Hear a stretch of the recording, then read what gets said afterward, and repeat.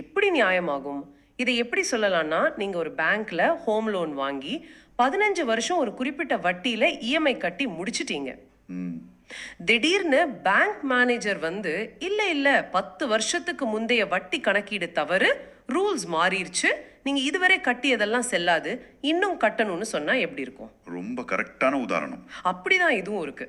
2014க்கு முன் ஓய்வு பெற்றவங்க 2022ல வரப்போற தீர்ப்பை முன்கூட்டியே கணித்து எப்படி வேலையில இருக்கும்போதே அந்த ஆப்ஷனை தேர்ந்தெடுக்க முடியும்.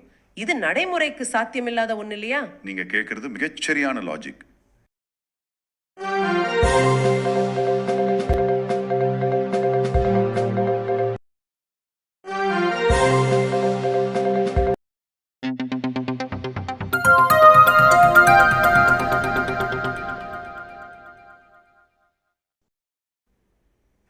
உங்களை அன்போடு வரவேற்கிறேன்.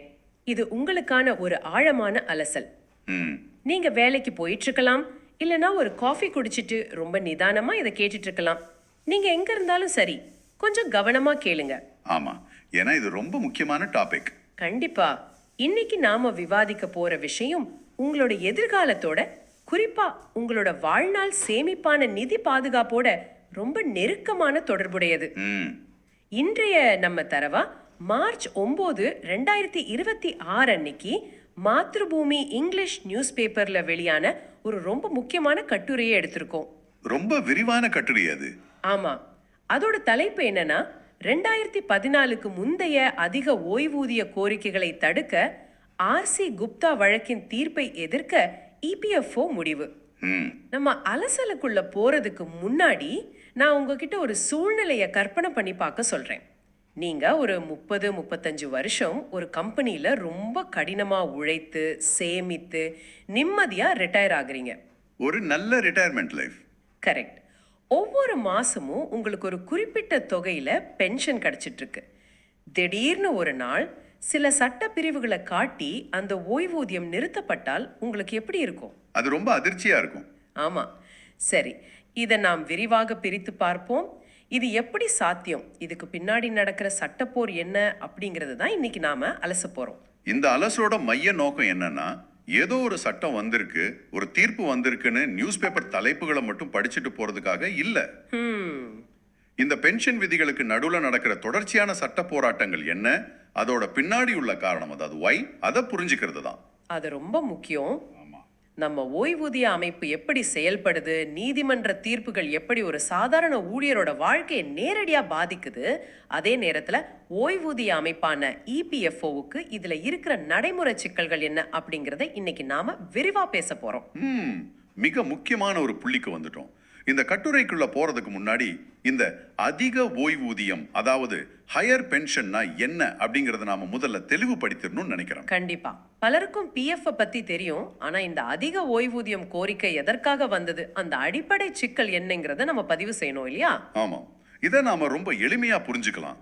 தொழிலாளர் வருங்கால வைப்பு நிதி அமைப்புல, அதாவது இபிஎஃப்ஓல 2 முக்கிய பகுதிகள் இருக்கு. ஒன்னு பிஎஃப் எனப்படும் வைப்பு நிதி, மற்றொன்று இபிஎஸ் எனப்படும் ஓய்வூதிய திட்டம். ஓகே. பல வருஷங்களா இபிஎஃப்ஓ ஒரு விதியை வச்சிருந்தாங்க. அதாவது நீங்க மாசம் 1 லட்சம் ரூபாய் சம்பளம் வாங்கினாலும் பென்ஷன் கணக்கீட்டுக்கு உங்களோட சம்பளம் வெறும் 6,500 ரூபாயா தான் எடுத்துக்கப்படும். அதுக்கப்புறம் அது 15,000 ரூபாயா உயர்த்தப்பட்டதே. கரெக்ட். ஆனா அந்த வரம்புக்குள்ள, அந்த வேஜ் சீலிங்குள் மட்டுமே ஓய்வூதிய நிதிக்கு பணம் செலுத்த முடியும். இதனால ரிட்டையர் ஆகும்போது கிடைக்கிற பென்ஷன் தொகையும் ரொம்ப குறைவாவே இருந்துச்சு. ஆக ஒருத்தரோட உண்மையான சம்பளம் அதிகமா இருந்தாலும் பென்ஷன் கணக்கீட்டுக்கு ஒரு சின்ன தொகையை மட்டும்தான் அடிப்படை வரம்பா எடுத்துக்கிட்டாங்க, அப்படிதானே? சரியா பிடிச்சிங்க. இங்கதான் ஊழியர்கள் ஒரு கோரிக்கையை முன் வச்சாங்க. என்ன கேட்டாங்க? நாங்க எங்க உண்மையான முழு சம்பளத்தின் அடிப்படையில, ஆக்சுவல் சேலரி அடிப்படையில பென்ஷன் ஃபண்டுக்கு பங்களிக்க தயாரா இருக்கோம். அதுக்கேற்ப எங்க பென்ஷனை உயர்த்தி கொடுங்கன்னு கேட்டாங்க. இதான் இந்த அதிக ஓய்வூதிய கோரிக்கை என்பதன் அடிப்படை. இதை சுத்தி தான் கடந்த 10 வருஷமா மிகப்பெரிய சட்ட போராட்டமே நடந்துட்டு இருக்கு. இப்போ புரியுது. சரி, நம்ம கட்டுரையின் முதல் பகுதிக்கு வருவோம். இதுல 2016ஆம் ஆண்டு உச்ச நீதிமன்றத்துல நடந்த ஆர்சி குப்தா கேஸ் தீர்ப்பை ரொம்ப முக்கியமா குறிப்பிடுறாங்க. ஆமா, ஆர்சி குப்தா வழக்கு. அந்த தீர்ப்பு வந்தப்போ பல ஓய்வூதியதாரர்கள் மத்தியில ஒரு பெரிய நிம்மதி பெருமூச்சு இருந்துச்சுன்னு தரவுகள் சொல்லுது. அந்த வழக்குல அப்படி என்ன தீர்ப்பு வந்தது? ஆர்சி குப்தா தீர்ப்புங்கிறது ஓய்வூதியதாரர்களின் பார்வையில ஒரு வரலாற்று சிறப்புமிக்க தீர்ப்பு. அதுக்கு முன்னாடி இபிஎஃப்ஓ என்ன சொல்லிட்டு இருந்தாங்கன்னா, அதிக ஓய்வூதியத்திற்கான விருப்பத்தை, அதாவது அந்த ஆப்ஷனை நீங்க ஒரு குறிப்பிட்ட தேதிக்குள்ள சப்மிட் பண்ணியிருக்கணும், அந்த டெட்லைன் முடிஞ்சிருச்சுன்னு சொல்லி கோரிக்கைகளை ரிஜெக்ட் பண்ணிட்டு இருந்தாங்க. ஆனா 2016ல கோர்ட் வேற மாதிரி சொல்லிருச்சு. ஆஹா, 2016ல உச்ச நீதிமன்றம் என்ன சொன்னது தெரியுமா? அதிக ஓய்வூதியம் பெறுவதற்கான ஆப்ஷனை தேர்ந்தெடுக்க ஒரு கடுமையான காலக்கெடுவை விதிக்க முடியாது. வாவ்! தொழிலாளர்கள் தங்களோட உண்மையான சம்பளத்துல பங்களிக்க விரும்பினா அதை அனுமதிக்கணும்னு ரொம்ப தெளிவா சொல்லிருச்சு. அதாவது ரிட்டையர் ஆன பிறகும் கூட அவங்க பிஎஃப் அக்கவுண்ட்ல இருந்த பணத்தை பென்ஷன் அக்கவுண்ட்டுக்கு மாற்றி அதிக பென்ஷன் பெறலான்னு கோர்ட் பச்சைக்குடி காட்டிடுச்சு. கரெக்ட். இதை கேட்டு பலரும் தங்களோட சேமிப்பை பென்ஷன் கணக்கிற்கு மாற்றி அதிக ஓய்வூதியத்தை பெற தொடங்கியிருப்பாங்க இல்லையா? ஆமா, ஆயிரக்கணக்கான மக்கள் அப்படி செஞ்சாங்க. பல வருஷ உழைப்புக்கு ஏற்ற பலன் கிடைக்குதுங்கிற நம்பிக்கையில பிஎஃப் நிதியில இருந்த பெரும் தொகையை இபிஎஃப்ஓ கிட்ட திருப்பி கட்டி அதிக ஓய்வூதியத்தை பெற தொடங்கினாங்க. ஆனா இதுல சுவாரஸ்யமான விஷயம் என்னவென்றால், இந்த மகிழ்ச்சி நீண்ட காலம் நிலைக்கல. சட்டமும் விதிகளும் எப்போதுமே ஒரே நேர்கோட்டில் பயணிக்காதுங்கிறத 2022ல வந்த இன்னொரு தீர்ப்பு உணர்த்துச்சு. ஒரு நிமிஷம், எல்லாமே சட்டப்படியே உச்ச நீதிமன்றத்தோட வழிகாட்டுதல் படிதான் நடந்துட்டு இருந்துச்சு. அப்புறம் எப்படி இந்த பிரச்சனை மீண்டும் விஸ்வரூபம் எடுத்தது? 2022ல என்ன நடந்தது? 2022ல உச்ச நீதிமன்றத்துல சுனில்குமார் வழக்கின் தீர்ப்பு வந்தது. இது ஒட்டுமொத்த பலகையே அப்படியே தரகிழா மாறிடுச்சு. ஓ, இந்த கட்டுரை அந்த திருப்பத்தை ரொம்ப தெளிவா பதிவு செஞ்சிருக்கு. 2022 தீர்ப்பு என்ன சொன்னதுன்னா, செப்டம்பர் 1, 2014க்கு முன் ஓய்வு பெற்றவர்கள் தாங்க வேலையில இருக்கும்போதே, அதாவது ரிட்டையர் ஆகிறதுக்கு முன்னாடியே அதிக ஓய்வூதியத்துக்கான விருப்பத்தை தேர்வு செய்யலன்னா அவங்களுக்கு ஹையர் பென்ஷன் கிடையாதுன்னு கராரா சொல்லிடுச்சு. இது எப்படி நியாயமாகும்? இதை எப்படி சொல்லலாம்னா, நீங்க ஒரு பேங்க்ல ஹோம் லோன் வாங்கி 15 வருஷம் ஒரு குறிப்பிட்ட வட்டியில இஎம்ஐ கட்டி முடிச்சிட்டீங்க.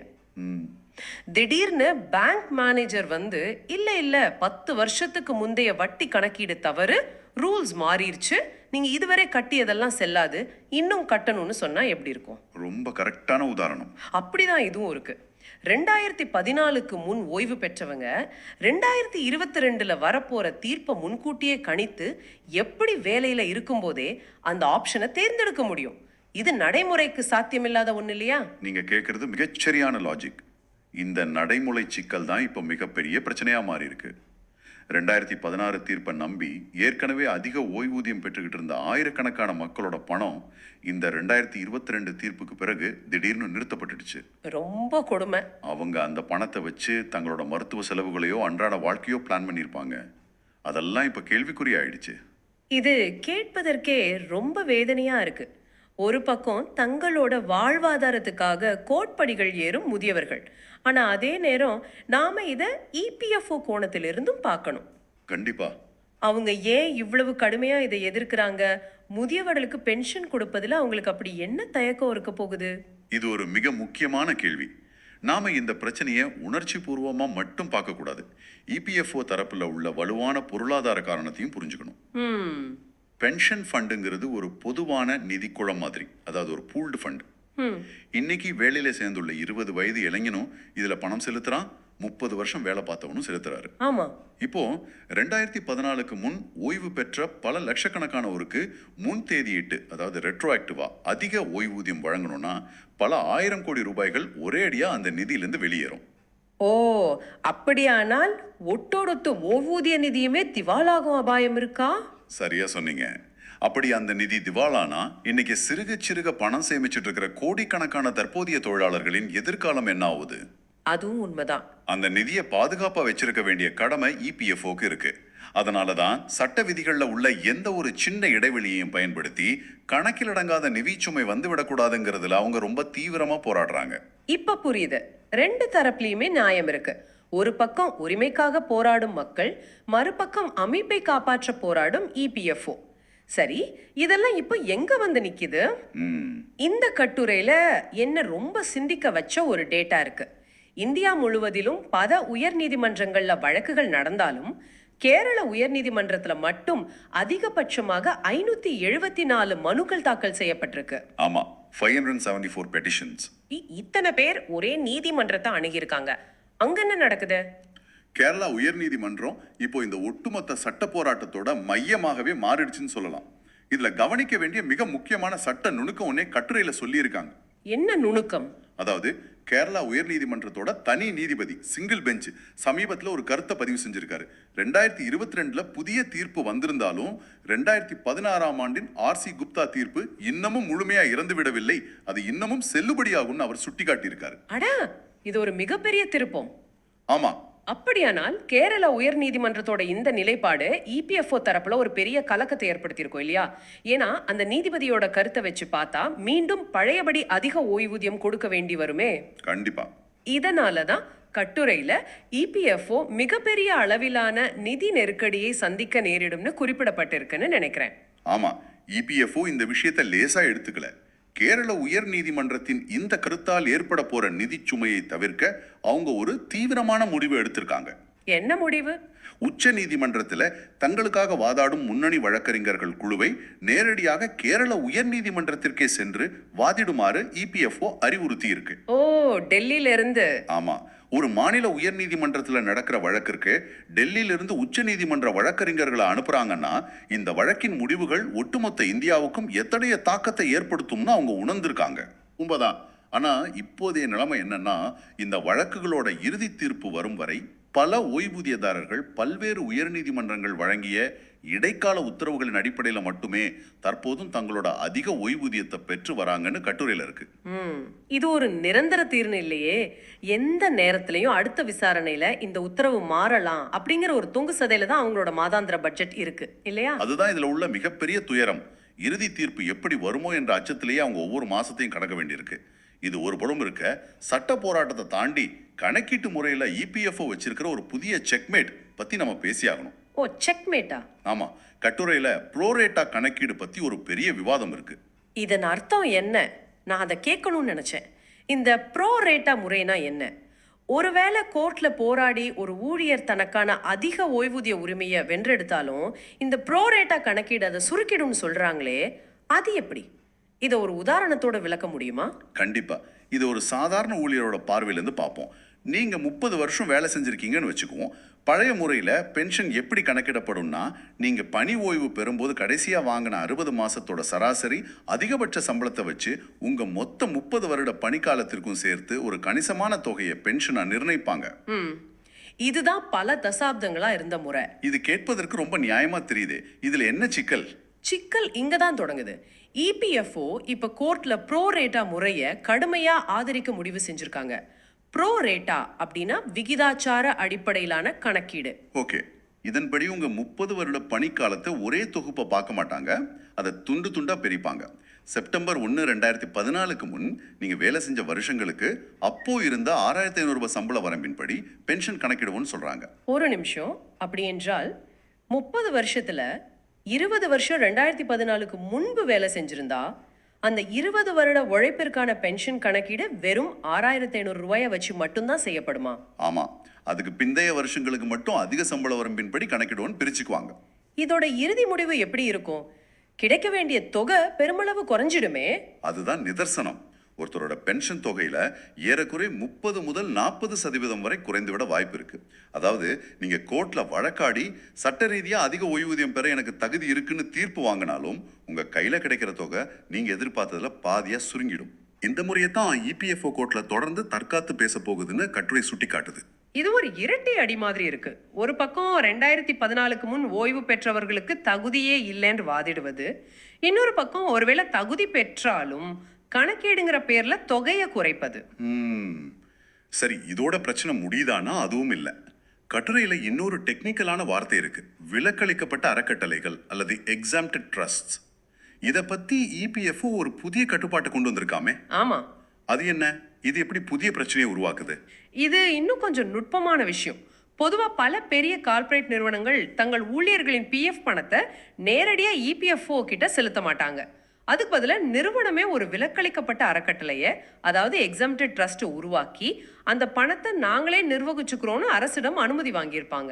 ஓகே, இப்போ ஒரு ஊழியர் அதிக ஓய்வூதியம் கேட்கிறாருன்னா அந்த நிறுவனத்தோட பிஎஃப் அறக்கட்டளையில் இருக்கிற பணத்தை இபிஎஃப்ஓவோட பென்ஷன் ஃபண்டுக்கு மாற்றி தரணும். சரி, இதுல என்ன நடைமுறை சிக்கல்? நிறுவனத்திடம் சொல்லி பணத்தை மாற்ற சொல்ல வேண்டியதுதானே? அங்கதான் இபிஎஃப்ஓ ஒரு பெரிய சட்ட சிக்கலை முன்வைக்குது.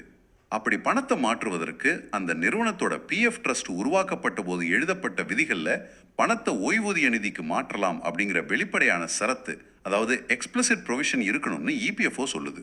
இது என்ன விசித்திரமான லாஜிக்! 1995லோ அல்லது 2000 ஒரு கம்பெனி ஒரு ட்ரஸ்ட் உருவாக்குதுன்னு வச்சுக்குவோம். 2022ல உச்ச நீதிமன்றம் இப்படி ஒரு தீர்ப்பு வழங்கும். அப்போ பணத்தை மாற்ற வேண்டிய நிலை வரும்னு 25 வருஷத்துக்கு முன்னாடியே முன்கூட்டியே கணித்து எப்படி அவங்க விதிகள்ல அந்த சரத்தை எழுதியிருக்க முடியும்? அதுதான் இதுல உள்ள கேட்ச். பெரும்பாலான பழைய ட்ரஸ்டுகளோட விதிகள்ல அப்படி ஒரு சரத்து இருக்க வாய்ப்பே இல்லை. அதைத்தான் இபிஎஃப்ஓ இப்போ தங்களுக்கு சாதகமா பயன்படுத்துது. எப்படி? உங்க ட்ரஸ்ட் விதிகள்ல அனுமதி இல்ல, அதனால உங்களால பணத்தை மாற்ற முடியாது, எனவே உங்களுக்கு அதிக ஓய்வூதியமும் கிடையாதுன்னு ரொம்ப எளிதா நிராகரிச்சிடுறாங்க. இது ரொம்ப தப்பு இல்லையா? சட்டம் மற்றும் விதிமுறைகளில் உள்ள ஒரு தொழில்நுட்ப ரீதியான ஓட்டை எப்படி ஒரு ஊழியரோட ஒட்டுமொத்த பலனையும் தடுக்க பயன்படுத்தப்படுது என்பதற்கு இது ஒரு சிறந்த உதாரணம். உண்மையிலே இது தலை சுற்ற வைக்குது. ஒரு சாதாரண ஊழியர் தன் வாழ்நாள் முழுவதும் நேர்மையா வேலை செஞ்சுட்டு ரிட்டையர் ஆகும்போது நிம்மதியா இருக்கலாம்னு நினைச்சா, அவர் ஆர்சி குப்தா தீர்ப்பு, சுனில்குமார் தீர்ப்பு, ப்ரோரேட்டா கணக்கீடு, எக்ஸம்டட் ட்ரஸ்ட் விதிகள்னு ஒரு மிகப்பெரிய சட்ட மற்றும் நிர்வாக சுழலுக்குள் சிக்கிக்கிறார். உண்மைதான். இதுதான் இன்றைய ஆழமான அலசல்ல நாம எடுத்துக்கிட்ட கட்டுரையின் மைய கருத்து. இப்போ நாம நம்ம விவாதத்தோட இறுதி பகுதிக்கு வந்துட்டோம். நீங்க இதை கேட்டுட்டு இருக்கும்போது நினைக்கலாம், நான் இன்னும் ரிட்டையர் ஆக பல வருஷம் இருக்கு, அல்லது என் பெற்றோர் வேற ஏதோ ஒரு துறையில இருக்காங்க, எனக்கு எதுக்கு இந்த சட்ட பிரச்சனைகள்னு. ஆனா இந்த ஆழமான அலசல இருந்து நீங்க தெரிஞ்சுக்க வேண்டியது என்னன்னா, சொல்லுங்க, ஒருத்தரோட வாழ்நாள் நிதி பாதுகாப்புங்கிறது நீங்க ஒவ்வொரு மாசமும் எவ்வளவு பணத்தை சேமிக்கிறீங்கிறத மட்டும் சார்ந்ததல்ல. அது அரசாங்கத்தின் நிர்வாக முடிவுகளாலும் நாளைக்கு நாள் மாறும் சட்ட விளக்கங்களாலும் எப்படி நொடி பொழுதில் மாறக்கூடும் என்பதுதான். உங்க சேமிப்பு மட்டும் போதாது, அந்த சேமிப்பை நிர்வகிக்கும் விதிகளை பற்றிய விழிப்புணர்வும் அவசியம். மிகச்சரியான பார்வை. விழிப்புணர்வு தான் நமது முதல் பாதுகாப்பாரன். இந்த விவாதத்தை நிறைவு செய்வதற்கு முன் ஒரு ஆழமான கேள்வியை நான் உங்க முன் வைக்க விரும்புறேன். கண்டிப்பா சொல்லுங்க. இந்த ஒரு கேள்வியை நீங்க சற்று நேரம் ஒதுக்கி சிந்திச்சு பாருங்க. ஒரு நாட்டோட உச்ச நீதிமன்ற தீர்ப்பு 2016ல உங்களுக்கு ஒரு நிதி பலனை அளிப்பதாக உறுதியளித்து விட்டு, அதே நீதிமன்றத்தின் மற்றொரு தீர்ப்பு 2022ல அதை உங்களிடமிருந்து சட்ட ரீதியா பறித்து கொள்ள முடியும் என்றால், தற்போதைய கொள்கைகளை மட்டுமே நம்பி எந்த ஒரு ஊழியரும் தனது எதிர்காலத்தை எப்படி திட்டமிட முடியும்? நமது ஓய்வு கால பாதுகாப்பு என்பது உறுதியான அடித்தளத்தில் உள்ளதா, அல்லது எப்போது வேண்டுமானாலும் மாறும் சட்டங்களின் மணல் மீது கட்டப்பட்டுள்ளதா? இது உண்மையிலே நம் அனைவரையும் சிந்திக்க வைக்கும் ஒரு ஆழமான கேள்விதான். நமது சேமிப்பு திட்டங்கள் அனைத்தையும் ஒரு முறை மறுபரிசீலனை செய்ய தூண்டும் கேள்வி. இந்த சிந்தனையோடு இன்றைய நமது ஆழமான அலசலை நிறைவு செய்வோம். விதிகளை தெரிஞ்சுக்குவோம், தொடர்ந்து விழிப்புடன் இருப்போம். மீண்டும் இதுபோல பல முக்கிய தகவல்களோடு உங்களை சந்திக்கிறோம். அதுவரை விடைபெறுகிறோம். நன்றி.